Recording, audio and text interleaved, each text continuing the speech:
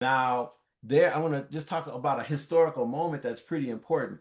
In Price Parish, South Carolina, in 16, I think it's 1643.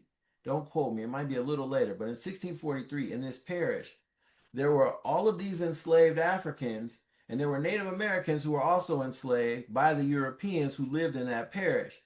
And there were two slave ships that arrived. I can't remember their names, but West African mosquitoes came off these slave ships. And there was a massive malaria outbreak. And it killed almost all the Native Americans. Matter of fact, it killed 85% of the people in that parish.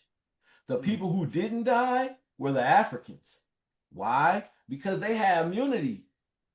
So at that point, Europeans decided, white people in the United States decided, well, they were still Europeans then, right? I mean, they're still Europeans now, but more European than they are now, right? They decided, look, this is a business decision. We're strictly going to import Africans.